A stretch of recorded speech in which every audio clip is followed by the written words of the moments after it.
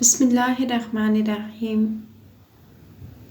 एक ऐसी फ़कीरनी जो अपने साथ रात गुजारने की एवज़ उस शख्स को इतना मालदार कर देती कि उसकी कई कई नस्लें बैठ के खाती। आखिर इसके पीछे क्या राज था? मैं पागलों की तरह बस दौड़ता ही चला जा रहा था और मेरे जहन में डॉक्टर की यही बात गूंज रही थी, हम मजबूर हैं। जब तक आप लोग फीस जमा नहीं करवा देते हम लोग कुछ भी नहीं कर सकते। मैं भागता हुआ सीधा नवीद के दरवाजे पर जाकर रुका था, क्योंकि अब तो बस वही मेरी आखिरी उम्मीद थी। सो मैं जल्दी से दरवाजे पर गया। फिर कुछ ही देर के बाद मुझे नवीद की आवाज़ आई, अरे भाई कौन है, थोड़ा सब्र तो कर लो, दरवाज़ा तोड़ने का इरादा है तुम्हारा? फिर जैसे ही नवीद ने दरवाज़ा खोला तो मेरी हालत देखकर घबरा गया। मुझसे पूछने लगा, क्या बात है असद, सब ठीक तो है ना? मैंने जल्दी में कहा, कुछ भी ठीक नहीं, मेरी बाजी अस्पताल में दाखिल है, मुझे कुछ पैसे चाहिए तो मुझे उधार दे दो, कुछ ही दिनों में वापस कर दूंगा। मेरी बात सुनकर नवीद के चेहरे पर बहुत शर्मिंदगी आई थी। मुझसे कहने लगा, यार मैं बहुत शर्मिंदा हूँ लेकिन मेरे पास पैसे नहीं, क्योंकि आजकल कारोबार ठप है, इसकी वजह से हालात बहुत ख़राब हैं। मैं नवीद की बात सुनकर बहुत मायूस हो गया था।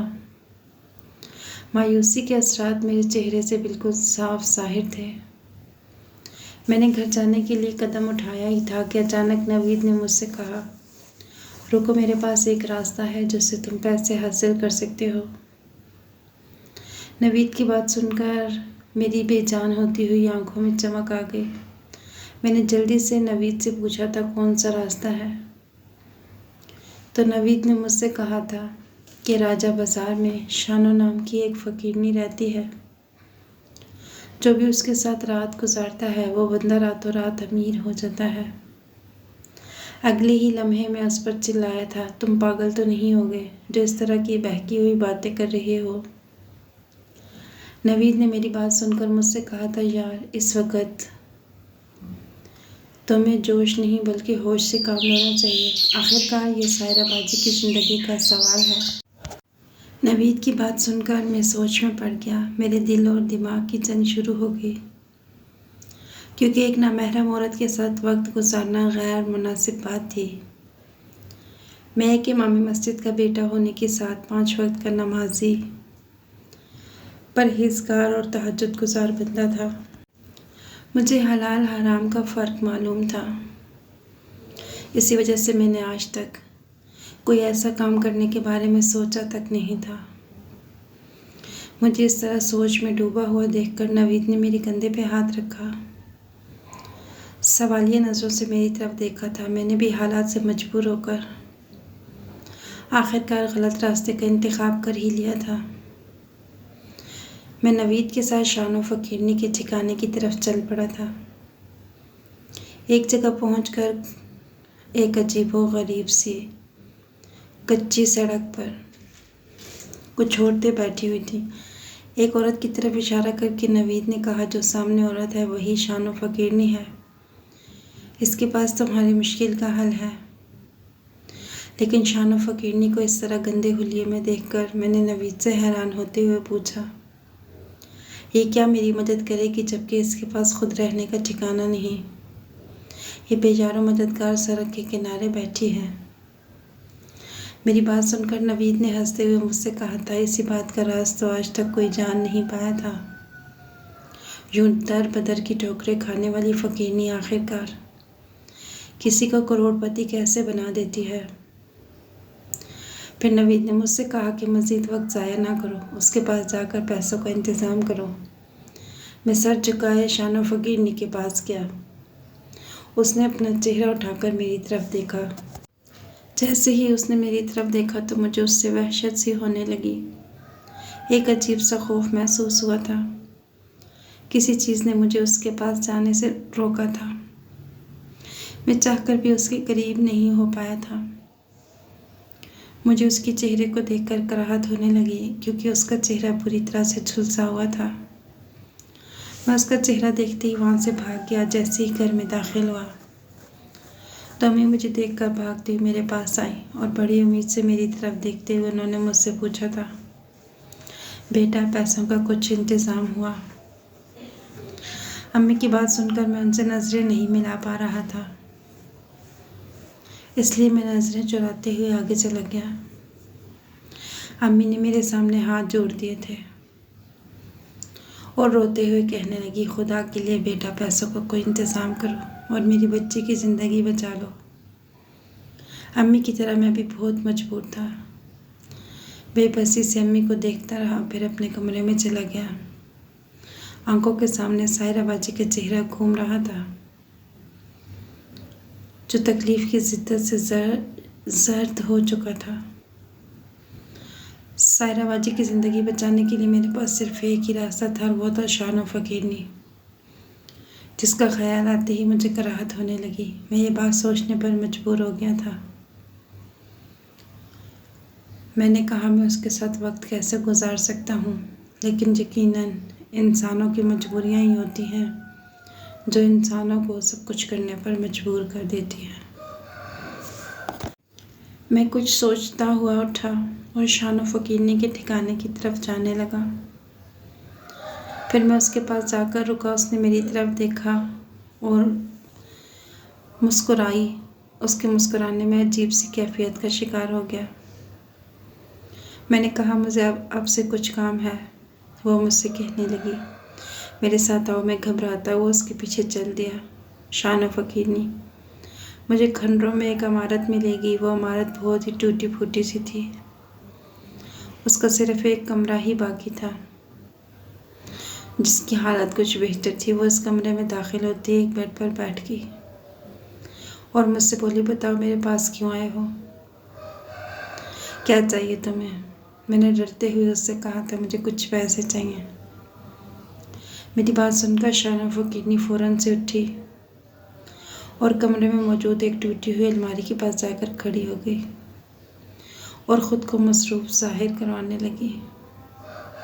मुझे लगा था कि वो मेरे साथ मजाक कर रही है, लेकिन कुछ लम्हों के बाद उसने मेरे सामने पैसों की गट्ठी रखी थी, जिसे देखकर मेरी आंखें खुली की खुली रह गईं। मैंने हैरान होते हुए शानो से कहा कि इतने पैसे? तो वो फ़ौरन मुझे हैरान होता हुआ देखकर बोली थी, क्या कम है? और चाहिए? तो उसकी बात सुनकर मैंने उसे फ़ौरन कहा, नहीं, ये पैसे भी मेरी उम्मीद से बहुत ज़्यादा हैं। मैंने जल्दी से पैसे अपनी जेब में रखे और शानो फ़कीरनी का शुक्रिया अदा करते हुए अस्पताल जाने के लिए निकला था।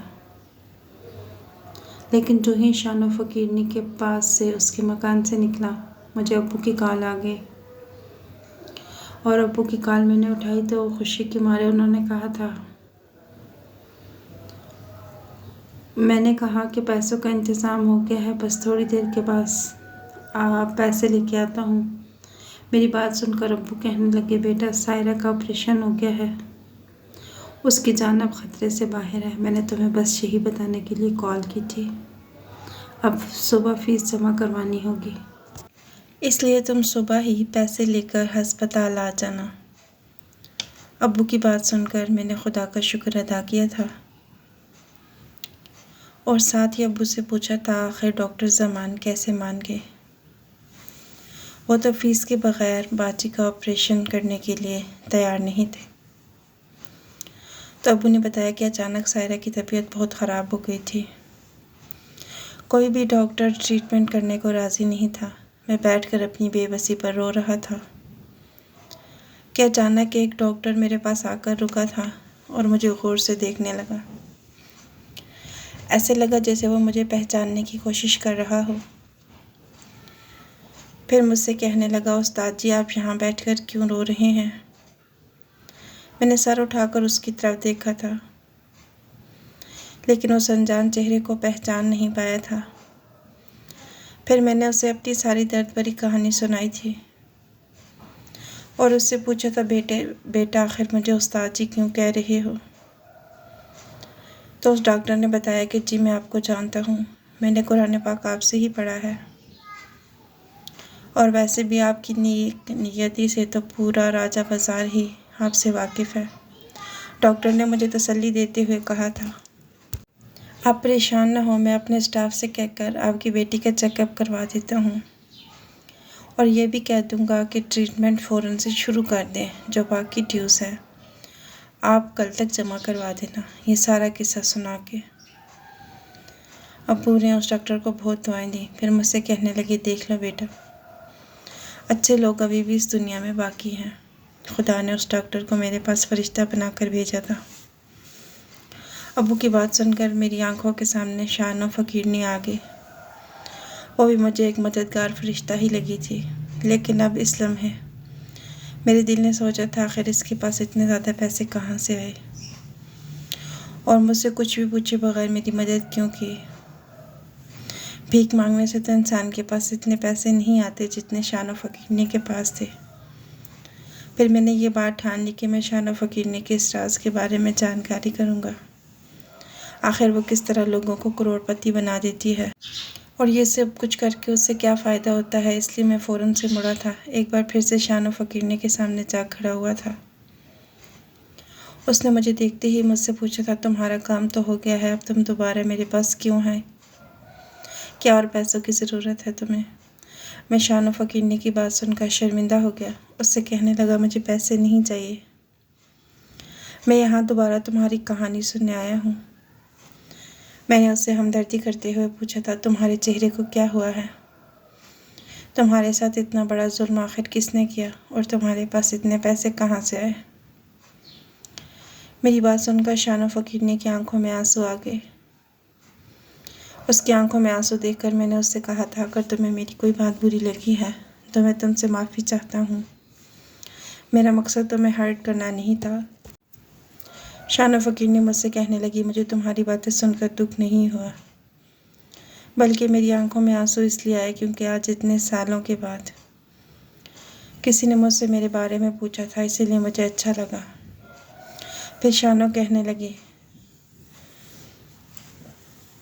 मैंने बहुत से लोगों की मदद की, पर आज तक मैंने किसी की आंखों में अपने लिए हमदर्दी नहीं देखी। तमाम लोग मुझे हमेशा हकारत और नफ़रत भरी निगाहों से ही देखते हैं, जबकि इस सब में मेरा कसूर भी कोई नहीं। सब लोग मुझसे अपना मतलब निकालते हैं और मतलब पूरा हो जाने के बाद आज तक किसी ने पलट कर भी मुझे नहीं देखा था, बल्कि अपना मकसद पूरा हो जाने के बाद लोग चलते बनते थे। मुझे अच्छा लगा है कि तुमने मेरे बारे में सोचा है। मैं तुम्हें बताती हूँ कि मैं ख़ानदानी फ़कीर नहीं हूँ, बल्कि मेरा ताल्लुक़ एक अमीर घराने से है। मेरे दादा एक गांव में रहते थे। वो उस गांव के जागीरदार थे। उनकी अपनी बहुत सी ज़मीनें थीं। मेरे दादाजी के 2 ही बेटे थे, एक मेरे अब्बू और दूसरे मेरे चचा जी। मेरे दादा के घर में किसी चीज़ की कोई कमी नहीं थी। उनके काम करने के लिए बहुत से नौकर मौजूद थे। दादा की वफ़ात के बाद मेरे अब्बू काम के सिलसिले में शहर आ गए और उन्होंने यहाँ आकर अपना कारोबार भी शुरू कर लिया। अब्बू को बहुत ज़्यादा मुनाफा हुआ। उनका कारोबार हफ्तों में फैल गया। अब्बू ने मुझे और अम्मी को भी गांव से शहर बुला लिया। मैं अपने वालिदैन की इकलौती औलाद थी।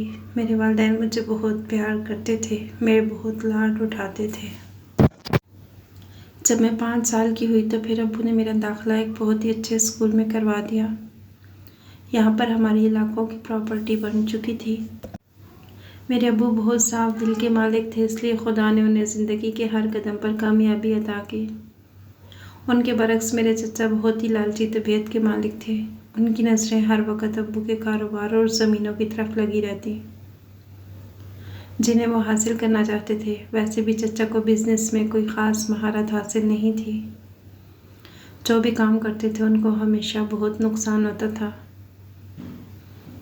इस तरह वो अपना नुकसान पूरा करने के चक्करों में अपनी बहुत सी प्रॉपर्टी गंवा चुके थे। मेरे चचा के 2 बेटे थे और दोनों उम्र में मुझसे बड़े थे। अब्बू के समझाने के बावजूद भी वो उन्हें स्कूल ना भेजते, बल्कि उन्हें अपने साथ खेती बाड़ी के कामों में लगा लिया। फिर एक वक्त ऐसा आया कि चचा की सारी ज़मीन बिक गई। नौबत फाकों तक आ गई। फिर मेरे अब्बू को चचा और उनके ख़ानदान पर बहुत तरस आया। उन्होंने उन्हें अपने पास शहर बुला लिया और उनको एक कारोबार सेट करके दे दिया, जिससे उनके हालात बेहतर होने लगे थे। चूँकि वो लोग बहुत लालची थे, इसलिए हमेशा अब्बू से शिकायत करते रहते कि जो कारोबार अब्बू ने सेट करके दिया है उसमें सिर्फ वक्त ही ज़ाया हो रहा है, मुनाफा कुछ नहीं होता। चचा की बात सुनकर अब्बू को बुरा तो लगता, लेकिन उन्होंने चचा पर कुछ भी ज़ाहिर नहीं होने दिया। फिर अब्बू ने चचा को पैसे दे दिए और उनसे कहा कि इन पैसों से तुम अपनी मर्ज़ी का कारोबार शुरू कर लो। अब्बू ने चचा को पैसों के साथ साथ ज़मीन भी ख़रीद कर दी थी और इस ज़मीन को चचा के नाम पर ही करवा दिया था। लेकिन फिर हमेशा की तरह चचा का बिज़नेस चल नहीं पाया था, जिसकी वजह से बहुत सारा पैसा डूब गया था। उन्होंने बहुत ज़्यादा नुकसान हुआ। इसके बाद अब्बू ने चचा की एक ना सुनी और उनके दोनों बेटों को अच्छे स्कूल में दाखिल करवा दिया। अब्बू ने चचा से कहा कि अब कुछ अरसे के लिए तुम मेरे साथ काम करो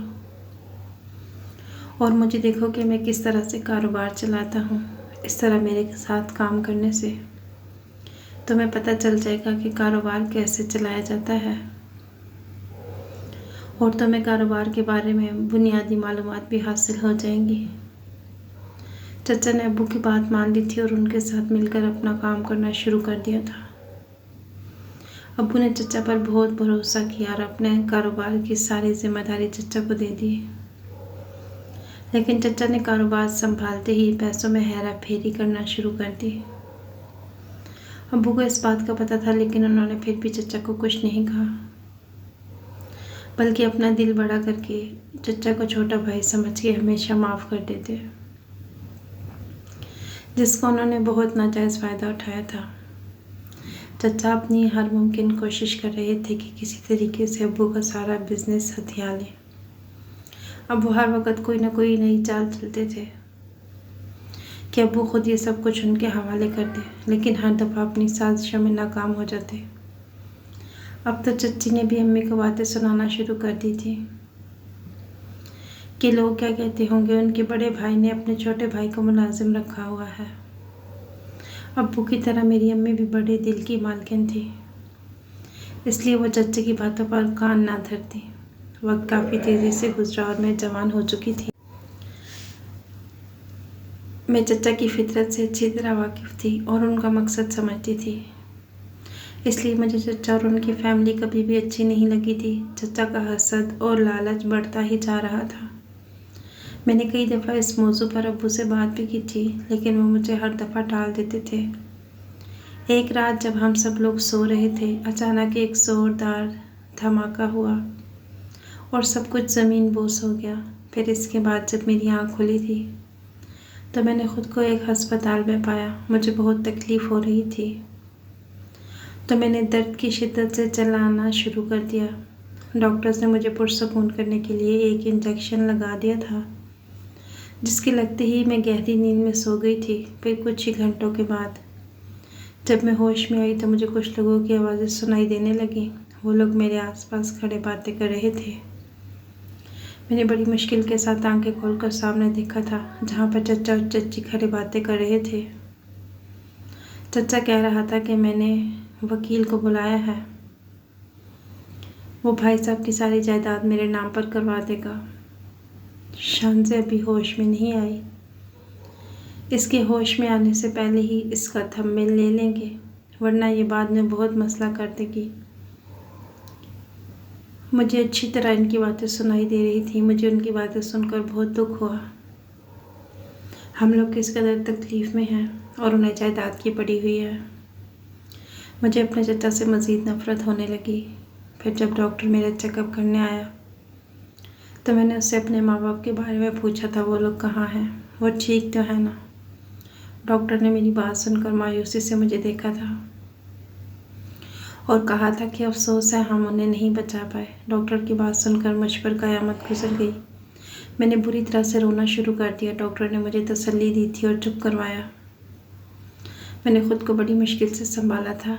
इसके बाद मैंने इस हादसे की वजह पूछी तो डॉक्टर ने बताया कि पुलिस ने इब्तिदाई कार्रवाई की है और इस हादसे की मुकम्मल तहकीकात भी करवाई हैं, जिससे ये बात सामने आई है कि ये हादसा किसी की सोची समझी चाल नहीं बल्कि ये सिलेंडर के फटने से हुआ और इसमें किसी का हाथ नहीं, जबकि मेरा दिल ये बात मानने को तैयार नहीं था। मुझे पूरा यकीन था कि इस सब के पीछे चचा का ही हाथ है, क्योंकि मैं जानती थी कि वो लालच में इस हद तक पागल हो चुके हैं कि वो किसी की भी जान आसानी से ले सकते हैं। इसलिए डॉक्टर के जाते ही मैं चुपचाप अस्पताल से निकल गई थी। यूँ मैंने एक फकीरनी का रूप धार लिया था। इस तरह मैं शानो फकीरनी के नाम से मशहूर हो गई थी। मैंने फकीरनी का रूप धार कर चचा पर नज़र रखी हुई थी। चचा मुझे ढूंढने की हर मुमकिन कोशिश कर रहा था कि वो मुझे तलाश करके मेरी सारी जायदाद अपने नाम करवा ले, लेकिन मैंने भी ठान ली थी कि मैं किसी कीमत पर ये सब होने नहीं दूंगी। मैं नहीं चाहती थी कि मेरे माँ बाप का कातिल उनके पैसों पर ऐश करे, इसलिए मैं एक गुमनाम जिंदगी गुजारने लगी थी। मैं अच्छी तरह से जानती थी अगर मैं अपने घर वापस चली गई तो चचा मुझे कत्ल करवा देंगे, क्योंकि जायदाद अभी भी मेरे नाम पर थी। इतनी बड़ी चाल चलने के बावजूद भी चचा के हाथ कुछ नहीं आया था और वो बिल्कुल खाली हाथ रह गए थे। इस बात से चचा को बहुत सदमा हुआ था, जिसकी वजह से उन्हें फालिज का अटैक हो गया और वो हमेशा के लिए माजूर हो गए। अब्बू को धोखा देकर चचा ने जितना भी पैसा लूटा था वो सब उनके इलाज पर लग गया। अब वो बिल्कुल खाली हाथ है। अरसल और मरसल ने भी चचा और चच्ची के साथ हर किस्म का ताल्लुक़ ख़त्म कर लिया था और वो दोनों भाई इनको छोड़कर अपनी अलग दुनिया में मगन हो गए थे। उनके ख़ानदान को उनकी किए की सज़ा दुनिया में ही मिल गई थी। लोग तरस खाकर उनको सदका वगैरह देते हैं जिन पर वो मुश्किल गुजारा कर रहे थे। फिर मैंने एक दो दफ़ा जाकर अपने घर का चक्कर लगाया था, जिसको चचा ने अपने रहने के लिए दोबारा से तामीर करवा लिया था, लेकिन वहाँ पर रहना शायद उनकी किस्मत में नहीं था। वहाँ जाकर मेरा दिल फट गया। उस खाली और वीरान घर को देखकर मेरी हालत ख़राब हो गई थी। मुझे हर जगह अपने अम्मी और अब्बू का मुस्कुराता हुआ चेहरा नज़र आता था। मुझसे उस घर में रुका नहीं जा रहा था, इसलिए मैं वहाँ से फ़ौरन वापस चली आई और फिर मैंने अब्बू की जायदाद से लोगों की मदद इस नीयत के साथ करना शुरू कर दी थी ताकि इसका सवाब मेरे माँ बाप को मिलता रहे। शानो फकीरनी की बातें सुनकर मुझे दिली दुख हुआ था। मैंने उससे पूछा था, आखिर तुम्हें कैसे पता चलता है कि इस बंदे को वाकई पैसों की ज़रूरत है? तो शानो फकीरनी मेरी बात सुनकर दुखी अंदाज में मुस्कुराई थी और मुझसे कहने लगी थी, मेरी सूरत इस कदर ख़राब हो चुकी है, जो इसे एक बार देख लेता है वो दोबारा मेरे चेहरे की तरफ देखता तक नहीं और फ़ौरन ही भाग जाता है। लेकिन जो शख्स वाकई में मजबूर होता है वो पलट कर मेरे पास आता है। इस तरह से मुझे पता चल जाता है कि ये बंदा वाकई में हालात से मजबूर है। शानो फकीर ने मुझे देखकर मुस्कुराई और मुझसे कहने लगी, बिल्कुल तुम्हारी तरह, जैसे कोई मजबूरी तुम्हें एक बार फिर से मेरे सामने ले आई। बताओ तुम्हें क्या मजबूरी थी? मैंने उसे बताया कि मेरी बहन की 1 हफ्ते के बाद शादी थी, तैयारी मुकम्मल हो चुकी थी कि अचानक से उनके अपेंडिक्स में दर्द शुरू हो गया था। डॉक्टर ने ऑपरेशन का बताया था, लेकिन हमारे पास पैसे नहीं थे। फिर मेरे एक दोस्त ने मुझे तुम्हारे बारे में बताया तो मैं पैसों की खातिर तुम्हारे पास आ गया था। फिर मैंने उठकर शानो फकीरनी के सर पर हाथ रखा और उससे कहा था कि तुमने मेरी बहन की जान बचाई है, मैं तुम्हारा बहुत शुक्रगुजार हूँ। आज से सायरा बाजी के साथ तुम भी मेरी बहन हो। मैंने डॉक्टर से मशवरा करके शानो फकीरनी के चेहरे की सर्जरी करवा दी थी। फिर हम दोनों ने मिलकर एक NGO खोली थी। कुछ अरसे के बाद मैंने एक अच्छी जगह शानो की शादी भी करवा दी। अब मेरी दोनों बहनें अपने अपने घरों में खुशहाल ज़िंदगी गुजार रही हैं। आपको कहानी पसंद आई है तो लाइक कीजिएगा, दोस्तों के साथ शेयर कीजिएगा। मज़ीद ऐसी अच्छी कहानियाँ देखने के लिए हमारे चैनल को सब्सक्राइब कीजिएगा। अल्लाह हाफिज़।